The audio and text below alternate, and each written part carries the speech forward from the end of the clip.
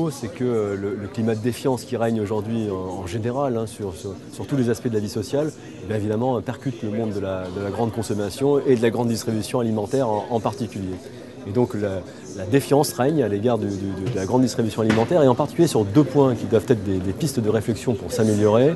C'est la question de l'intégrité, c'est-à-dire de l'honnêteté du discours et des engagements des enseignes de la grande distribution, et puis le thème de la bienveillance.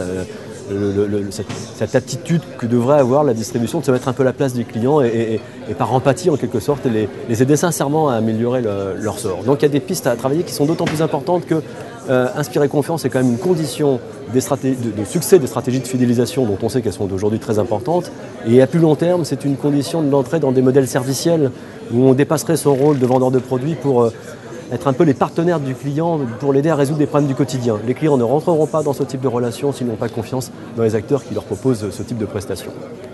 Voilà pour le propos. Maintenant, pourquoi venir fréquenter les journées de l'IFM? Parce que c'est, je crois, un des rares endroits où on est capable de concilier une vision un peu long terme. Et Dieu sait que dans ces périodes de turbulence, prendre un peu de hauteur, c'est très important. Et en même temps parler des préoccupations de court terme, de l'opérationnel. Un bon distributeur, il doit évidemment gérer le quotidien, mais aussi, par les temps qui courent, voir loin. Et ce qui est intéressant, c'est que du coup, on va partager des points de repère entre le monde de l'industrie et le monde du commerce. Et dès qu'on a des points de repère partagés, ça facilite le dialogue.